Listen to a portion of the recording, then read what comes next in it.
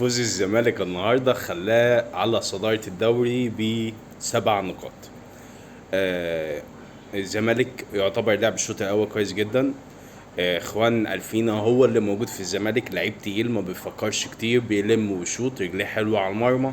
شفنا الجون ما يسالش عنها خالص، الجون ابو جبل محطوطه في زاويه صعبه، ضحك على اللعيب صح قوي وحطها في البعيده. لا، لعيب تقيل.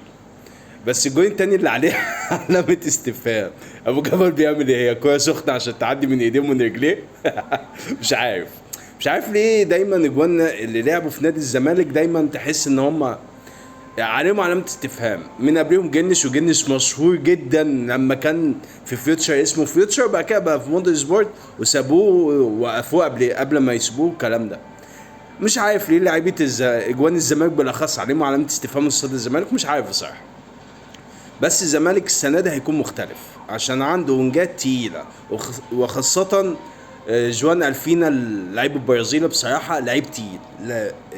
وينج يمين حلو، مهاري، ورجليه حلوه على المرمى، حاجه كده. لا يعني خلينا نقول اللعيبه الكويسه نقول عليها لعيبه كويسه، زي بالظبط ايفرتون بتاع بيراميدز. لسه ما اشتغلش قوي، ما بانش قوي، بس حط جون. يعني انا اتفرجت على ماتش بيراميدز اللي فات اللي اتعادل مع المصري، اللي كان ماتش عالمي بصراحه، حلو.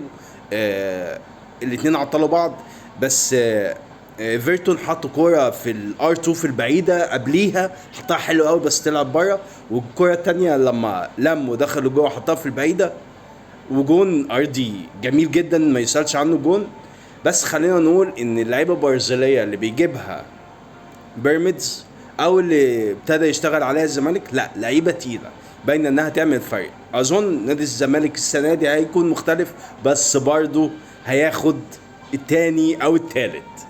ممكن لو هياخد التاني يبقى على حساب بيراميدز، لان المتوقع بامر الله ان الاهلي هيكون الاول بمشيئه الله.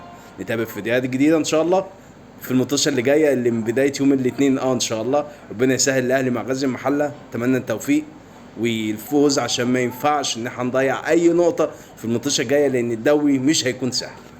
السلام عليكم.